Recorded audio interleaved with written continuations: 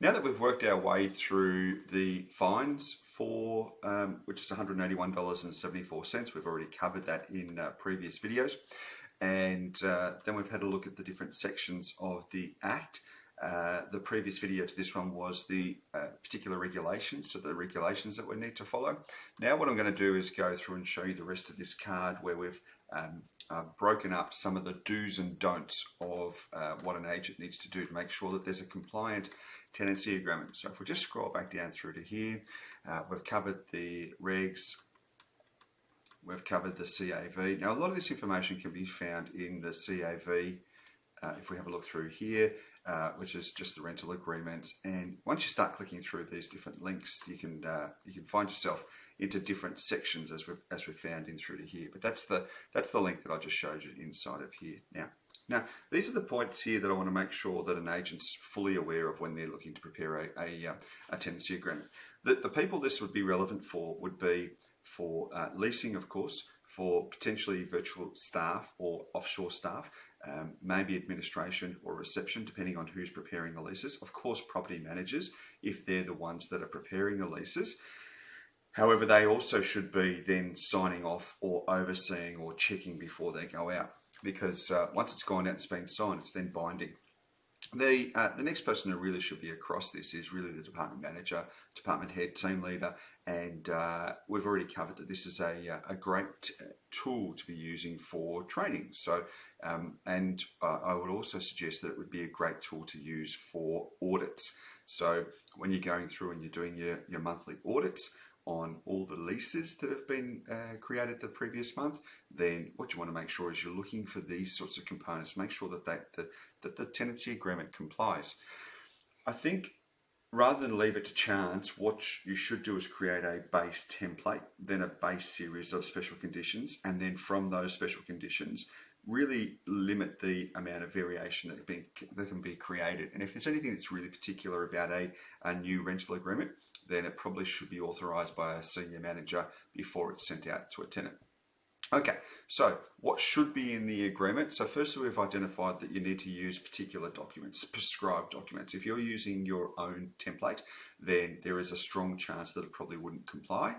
I'd probably either revert back through to your state body, so REIV, REIQ, REINSW, use their documents, or a solicitor's already drafted them. If you're using a subscription base, so one of the products which has got management authorities, leases and inspection reports, if you're using those, I would certainly make sure that it's been verified and it complies. You need to make sure, don't just use the template and accept because somebody else has created it that it works, unless it's a body like your state real estate board. Okay. So these are the areas that should be included when we're having a look at what must be included into a lease.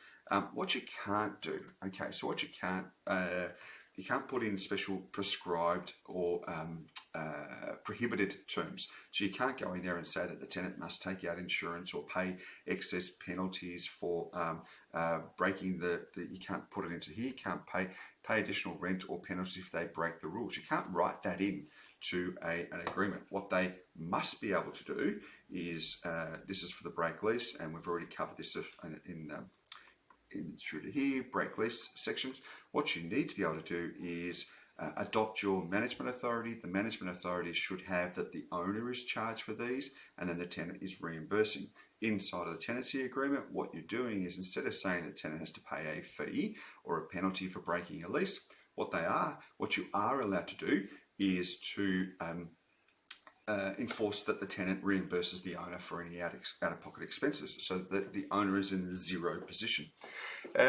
You can't say to a tenant you have to pay to prepare an agreement. Now, most agents wouldn't put that into a lease, but then when they have a transfer of tenancy, they'll have a fee that's charged through to a tenant, and that's exactly the same thing, so you can't do that.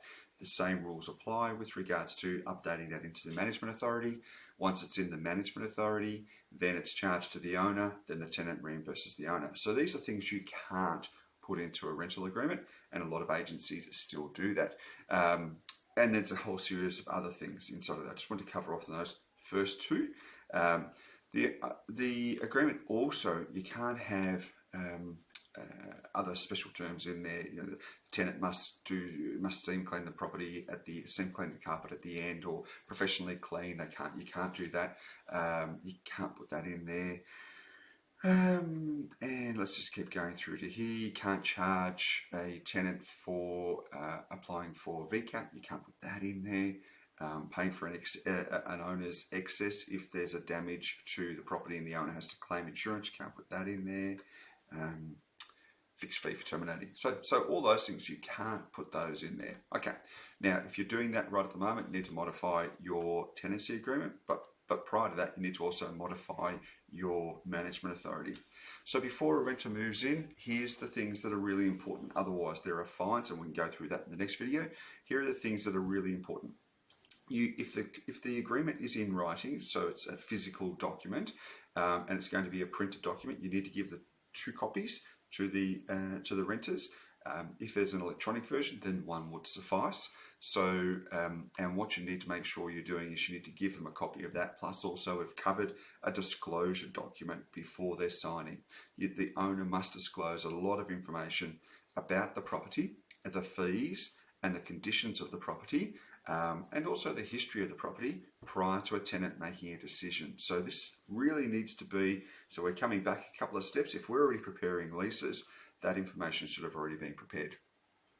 Urgent repairs, really important that we talk about urgent repairs, because often in a management authority, the urgent repairs price or the amount will be left blank.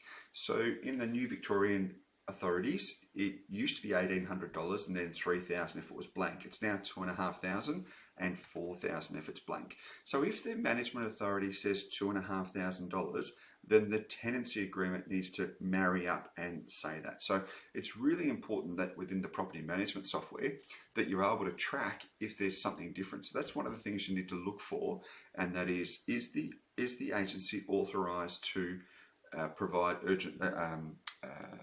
complete urgent repairs, and if so, at what amount? Because that then needs to go into the rental agreement. If there's any variation, for example, if it's left blank and you're putting in $2,500 in the lease, then you're actually not complying with that section, and there's significant fines. Really, really important. And I think it's $10,500 is the fine, but we get to that in the next video. Also, there needs to be a set of keys for each renter who signs the agreement.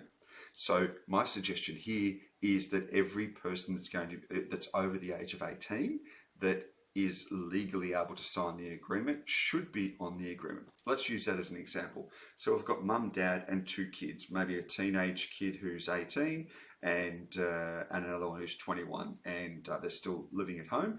So all 4 of those people should be put onto the rental agreement, because there needs to be a set of keys provided for each person that is on the agreement. Typically what would happen is in some agencies they'll have one person sign, it'll be made out to one person. You know, sometimes it's one of the parents, and but then there's a request for 4 sets of keys. So we've got a situation there. So every person that signs the agreement must be given a set of keys. So make sure that everyone's on the agreement, and that comes back through to the application process. This is probably the one that's going to get most agencies in trouble, which is the minimum standards. If the property does not comply with minimum standards at the time the tenant takes possession of the property, not signing a lease, but at the time they take possession, then there are significant fines for the potential for the owners and also the agent. You need to make sure, so if we again come back to a step, if we're preparing leases now's not the time when we're preparing a lease to figure out whether the property complies. It should have been at the notice to vacate at the last time. So if you've gone and done a notice to vacate inspection, you would have had a look at your window locks, your vermin-proof bins, your mould, all those sorts of things. So there's 14 minimum standards in Victoria that the property must comply to. If the property doesn't, then the tenant should not be given the property to take occupation. There's 3 things in there that are really important with regards to minimum standards. That is probably 4 if there's a pool, but you've got your smoke detector inspections. So have they all been inspected within the last 12 months? Are they compliant?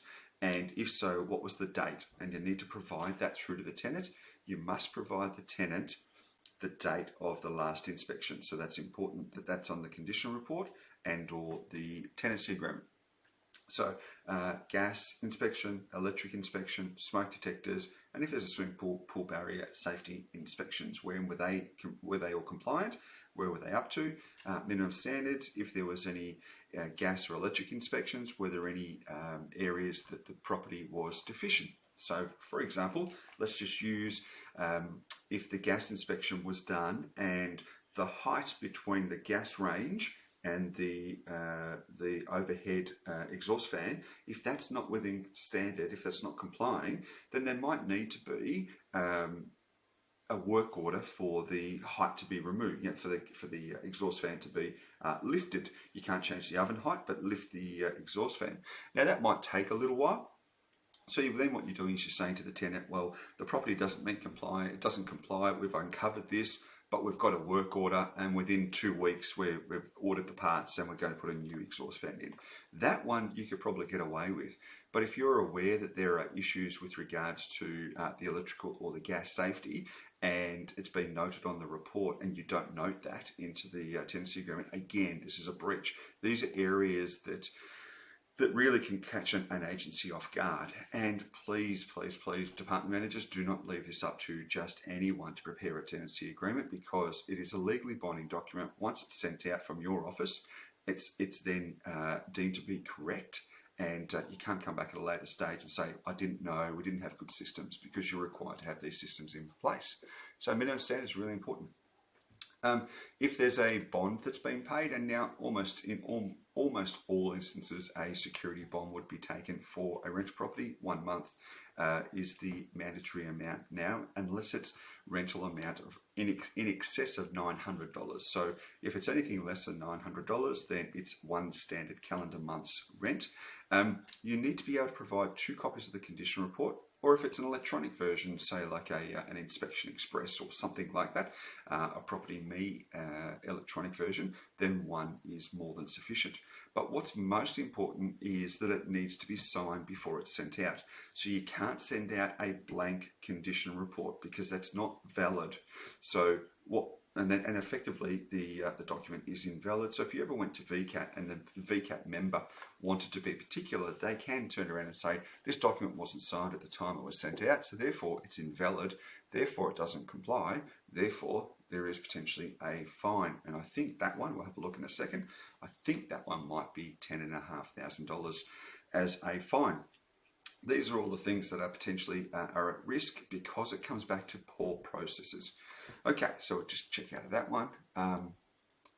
Minimum standards again. So here are some of them, but as I said, there's 14 inside of here. The mold, pests or vermin. So for example, if you've, and this is a really common one, particularly for newer apartments, if there's a newer buildings, they're built to a standard that doesn't have a lot of airflow. So as a result of that, mold is fairly common. So if there's been a situation where previous tenants have left, either through VCAT orders, or they've given notice, or they've left, they've made reports of mold at a property, and then you then go off and release the property without rectifying it, and then even if you do rectify it, you still need to inform the tenants. They need to know that prior to. So the property needs to make sure that there is no if there's been mold in the previous 3 years, then you need to make sure that you inform the tenants.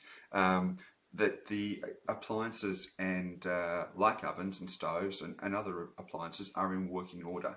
This is really important. Let's just use the example of a decommissioned air conditioning unit, decommissioned ducted heating, decommissioned wall furnace. If you've got a decommissioned appliance in there that does no longer complies, you must either have it removed or it should be in working order. What you can't do is have a decommissioned wall furnace in a property and then just say to the tenant, oh, that doesn't work. That's not meeting the minimum standard. So in that situation, as part of the minimum standards, and again, you can't do this if you're preparing a lease, it needs to have been done before. In that situation, what should have happened was the decommissioned appliance was removed and any of the remedial work done, so patching, painting, holes. There's been many situations where I've talked to clients about previous ducted heating that doesn't work either in the ceiling or in the floor, and so it doesn't work. But in previous years, what would happen is it'd just be a note in the special conditions saying the ducted heating doesn't work, and everything's fine. That no longer applies. So in that situation, the ducted heating needs to be removed, the panel needs to be removed, all the ducts need to be removed, and they all need to be patched and painted, and new heating replaced. So there needs to be a working heater in the property. Hot water, that's fairly standard. Weatherproof, that's standard. If it doesn't comply, if the property does not comply, and the tenants move into the property, or even before they move in, they can end the lease before they move in and say this property doesn't comply. Second to that, what they can do is they can then request an urgent repair to make the property meet good. So let's just say, for example, that the owner says, no, I'm not going to remove the ducted heating and the ducts, and the tenant moves in. Remember, we've potentially got $2,500 for urgent repairs. The tenant can move in and then order you to comply as an urgent repair to make the heating good. And if you don't as an agency, they can go off and spend that money, being reasonable, spend that money and then send a bill through to the owner and have it rectified, or apply to VCAT, and VCAT member will actually find in favour of the tenant in that situation, because it's really, really important that the property meets minimum standards. Okay, a couple of questions that you can't ask when you're going through. Now, these are part of the training thing. So this is the sort of stuff that I'd expect that you'd go through on a Monday meeting. If you're doing property management meeting, you would be covering off and just going through whoever's processing the applications. Make sure that everyone's fully aware of what they can and they can't ask. So you can't ask anymore. You used to be able to, if they've been to VCAT, has there been any disputes, has there been any issues with their bond? You can't do that. You can't go and ask a tenant on their previous rental history, did you get all of your bond back? Not allowed to do that. You also can't ask for a full bank statement any longer. What you can ask for is a statement showing the balance of what the amount is, or a full bank statement which has been redacted. It's all been coloured out. And the reason for that is there was an instance, and often this happens, where a property manager may make judgment based on what the transactions are, for example. And there was a case in New Zealand a couple of years ago where a tenant was rejected on a property, and it was actually a court case. The tenant won the court case here, and the agent was found at fault, and then they changed the laws in New Zealand, and it's trickled through to here, Australia. And what that was the tenant had noticed that on the bank statement that the agent had noticed that the tenant was spending a lot of money at KFC. So there's lots of debits on the bank statement of KFC, and there must have been either a comment made or a note made or something, but the tenant wasn't accepted. But they found out that the agent had rejected the application because of KFC, the amount of money that they were spending at KFC, and as a result of that, they sued, and they won. The tenant won. So here's the scenario here. What you can't do, if you've gone through and you see a bank statement and there's lots of debits to a particular place, you can't then make a judgment and say to a person that you're not able to afford the rent because you're spending your money here. And so what you can do is you can ask for a balance only. Okay, so little things like that, really, really important. What do we go to the next one? The owner must disclose. So this is the information that the owner must disclose to a tenant prior to them signing an agreement. Okay, so firstly, is the agency either engaged to sell? Has the owner engaged another agent to sell? Are they thinking of selling in the immediate future? If so, is there a contract that's been prepared? If so, that needs to be disclosed. If not, then that's a breach. Is there a mortgagee? So is the owner struggling on their mortgage and the bank looking to take possession of the property? If so, that needs to be disclosed. If the owner if they're the owner of the property, or if they're not the owner, do they have the right to rent out the property? So, for example, you might find that there might be a power of attorney in there, or you might also find there might be a member of a company, so there might be an administrator of a company. Are they the person? Do they have authorization to be able to rent the property out? So it's not a common one, but they need to be able to tick yes, we've got authorization to rent the property out. Here's one that's really important, particularly for apartments or newer buildings where they have an embedded network. So if there's an embedded network, this information needs to be disclosed to the tenant prior to them signing an agreement. So for embedded networks, I would actually make a note of that in the advertising, in the bullet points in the ad. But inside of the tenancy agreement, you need to provide the company, the ABN of the company, who they are, where they're located, so their address, the contact details, the tariffs, and any fees applicable. So that might be connection fees, disconnection fees. That all needs to be provided into the tenancy agreement, into the disclosure statement, before a tenant would be able to sign a rental agreement. If you're not, then you're in breach. Okay, and big fines. So let's use an example inside of here and why it's applicable. If you've got two apartments and they're both identical and they're both $400 a week rent, they're in opposite sides of a road, they've got the same common facilities, and they're all the same size. So theoretically, those two properties are very similar.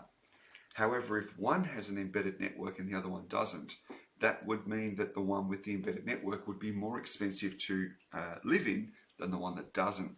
Hence the reasons why it's important that embedded networks are noted in the tenancy agreement. You need to give the tenant all fees that they may be up for as part of the rental agreement for that property. So for example, you might also find that there may be, within a larger building, there might be an opportunity for a tenant to be able to book out a theatre room or a function room within a building. You know, there might be a small dinner party room, that sort of thing, which happens a lot in the bigger buildings. And if there are fees associated with that, that needs to be disclosed. So it should also be in the Owners Corporation rules. If there's communal facilities where there's coin-operated washing machines and dryers, if they're there, that also needs to be disclosed. Because these are the things, if there isn't washing machines and dryers in the apartment. So these are the things that are important that need to be disclosed up front. In addition to, with regards to the transfer of tenancy, and also break lease fees. Really, really important that they're in the lease. To the owner's ability, the owner's knowledge, has there been any homicide in the last 5 years? In the previous 5 years, has the property been the scene of a homicide? Now, if it's a messy death also, then I would suggest it might even be a suicide. If there's a messy death in there, you might also want to then explain that into the tenant prior to. You don't want to get to a situation where, for religious reasons, a person can't live in another property where someone's died, and or spiritual reasons, and then they go into a property only to find the neighbours next door say, oh, 2 years ago the previous tenant committed suicide and it was pretty messy, and those sorts of things. So I would also extend this particular section and be a little bit more forthcoming with some of the information. The property has to meet minimum standards. You need to note that. You need to sign off on it. So if you're signing off, yes, that it meets minimum standards, but it doesn't, then now you're in a spot of bother. If there's been any repair order or notice for mold, damp, and so forth. Now, this doesn't start till the end of 2021, but if there's a repair order, so if the property's gone, if there's been mold, it's gone to VCAT, there's been a building repair order through VCAT, or you've got some sort of order, then in the last 3 years, then that needs to be noted. When the last safety inspection was conducted, and gas inspection, and also the recommendations, any recommendations, as I said before, with the gas, with the height of the range hood. If the property is heritage listed, really important that that's noted. And why that's applicable is because you might find, because the tenant is able to do some modifications to a property now without consent, they don't have to go and get consent from an owner. If there's, for example, heritage listed building and the facade, you can't touch the facade, but then the tenant goes and puts external security cameras and light fittings and spotlights and floodlights, then they may be breaching the heritage listing component of that property. And if they weren't aware that it was heritage listed, then there's a real issue there. So if the property is heritage listed, it needs to be noted on the disclosure document. If the property has been used in the previous 5 years, or there's the owner's aware or the agent's aware that there's been either drug trafficking or cultivation of a drug of dependence in the last 5 years. So, for example, if the, and this happens regularly, where you might have a property that's had a grow house, a marijuana grow house, and if in the last 5 years there's been a grow house, that needs to be disclosed on the tenancy statement, on the owner's disclosure statement, and also if the previous tenants, and you might not have always managed the property, but if the previous tenants have dealt drugs from the property, the last thing you want to do now is say, for example, 2 years ago, the previous tenant was dealing drugs, and now new tenants have moved in, and some of those older customers come back and start knocking the door at 2 o'clock in the morning and saying, I want to buy some drugs. That's the sort of stuff that needs to be disclosed up front. And in many instances for these sorts of properties, you need to make a decision as to whether the property is tenantable, whether it's rentable, whether it has a market, or whether it's too difficult. So you need to make a decision. And I know of agents that have had quite horrific homicides in properties where they've basically gone back to the owner and said, this property is no longer available for us to be able to market properly. No one wants to be able to rent it because we have to disclose of a serious homicide, and no one wants to rent it, so therefore it's probably better that you take the property back. So in those situations, it's really important that the agency makes a decision. Okay, if the owner knows if there's asbestos, the owner needs to sign off on that. If the property has any building or planning applications lodged. Now, for example, what you might find is it might be a large block and there's another large block next door, and the tenants are about to move in, but the owner already knows that there's going to be, next door is going to be knocked down and 3 units put up. So it's going to be a 6-month building and construction phase. It's going to impact the tenancy, but the owner needs to make sure they're telling the tenants before they go in, because it impacts the tenant's decision to make a property. If there's been any council or public authority or government department orders on the property that would be of safety concerns, if that's noted, if there is an order there, and where probably the most common one would be in Victoria would be cladding. So if there's cladding to a property where the building authorities come in and deem that to be unsafe, and that there's a rectification process and it's been noted in the Owners Corporation minutes, that needs to be disclosed to the tenants. Really, really important that is disclosed if there's an order in place. And it's not difficult at a later stage for someone to find that out, because it'll be in the minutes of the Owners Corporation. If there's a building dispute that's going on between maybe the owner and the builder, might be an Owners Corporation and a builder, might be the individual owner, it might be a house that's got issues, mold, slab, defects, those sorts of things. If there's a domestic building contracts dispute, then that needs to be disclosed.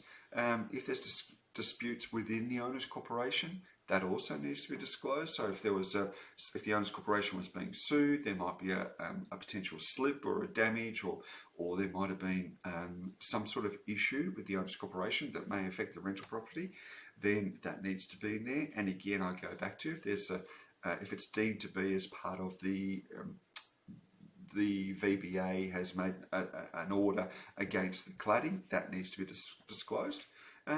If there's an Owners Corporation and there are rules, then they need to be attached to the property, sorry, to the tenancy agreement before it goes out. You can't get them to sign sign a tenancy agreement and then send through the rules. You can't do that. They need to be able to know what they're signing up for, particularly if there are restrictions around access. So it might be the gym may only be able to use for certain times of the day. There might be restrictions on, say, a library, a theatre room, swimming pools, those sorts of things. That's really important. Probably the most common one that the tenant needs to be made aware of before they sign a tenancy agreement is their ability to move in and move out of the property. So if there are rules around being able to move in or move out of a property, so there might be a fee to put for the building manager to put in the padding inside of the inside of the lifts, and then all of a sudden the tenant doesn't know that they've signed up tenancy, and they don't know they've got to pay a fee, they don't know they've got to get lifts, the lifts put pads in, and they just rock up on a Saturday and only to find that the owner ends up with a breach notice. So little things like that. And of course there is the bond. So as you can see, there's lots of little points inside of here that will form part of your training that are areas that are potential risks, and that will potentially expose the agency to the fines. In the next video, I'm going to go through all of the fines. Hope this section has helped for your team.